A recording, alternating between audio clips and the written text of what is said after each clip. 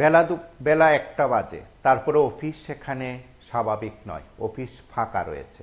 ঘটনা আমবাসায় এবং সেই আমবাসার শিল্প দপ্তরের অধীনস্থ একটি প্রতিষ্ঠানে এ ধরনের ঘটনাকে কেন্দ্র করে তীব্র চাঞ্চল্য যেমন ছড়িয়ে পড়েছে, ক্ষুব্ধ হয়েছেন জনতা। জনতার বক্তব্য যে আমবাসায় অবস্থিত হস্তকারু রেশম শিল্প দপ্তরের যে অফিস রয়েছে, জেলা অফিস, সেই অফিস দুপুর 1টাও কেউ নেই, সেখানে ফাঁকা, কর্মচারী শূন্য। কেনই বা সেই ঘটনা? আগাম কোনো নোটিশ নেই, আগাম কোনো বক্তব্য নেই, কারোর কোনো বক্তব্য নেই। সেই অফিসে গিয়ে দেখা গেল পুরো অফিস ফাঁকা, কর্মচারী শূন্য। এমন ঘটনা কেন? বেলা 1টায় কি করে অফিস ফাঁকা থাকে, একজনও কর্মচারী থাকে না? তা নিয়ে রীতিমতো অবাক করার মতন ঘটনাটি তুলে আনা হলো।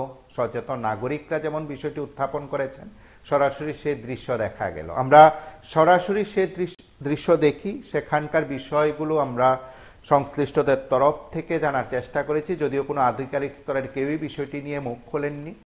নাগরিকদের তরফে বক্তব্য ছিল দুপুর 1টা পর্যন্ত গোটা অফিস খালি রয়েছে। আমবাসাস্থিত আমবাসার দলাই জেলা সদরে সেই অফিসটি রয়েছে, সেই অফিসটি কর্মচারী শূন্য, তা নিয়ে সেখানকার নাগরিকদের বক্তব্য রয়েছে।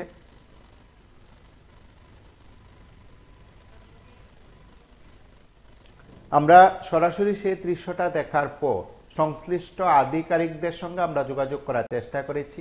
কেউই বিষয়টি নিয়ে আমাদের সঙ্গে কথা বলতে রাজি হননি এবং বেশ কয়েকজন আধিকারিক তাদের সঙ্গে আমাদের সঙ্গে যোগাযোগ করতে রাজি হননি এবং একটা অংশের আধিকারিক যোগাযোগ করার পরও সাড়া দেননি। সেদিক থেকে আমরা কোনো আধিকারিকের কাছ থেকে, কোনো স্তরের আধিকারিকের কাছ থেকে আমরা বিষয়গুলো জানতে পারিনি কি কারণে অফিস ফাঁকা।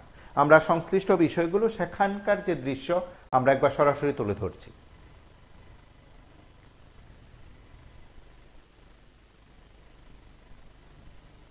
This news is brought to you by Himalayan International Residential School, Siliguri, West Bengal.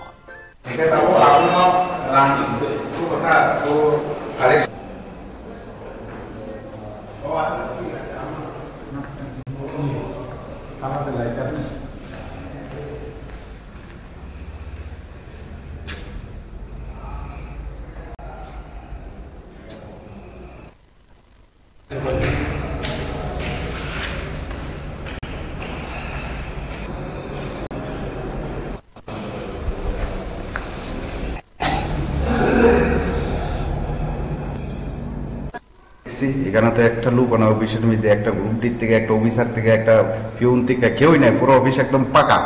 এবং ওখানে মাত্র বাজে 1টা, একজন হলে লোক থাকতে লাগবে, কিন্তু একজনও নাই। এত বড় ডিস্ট্রিক্ট অফিস।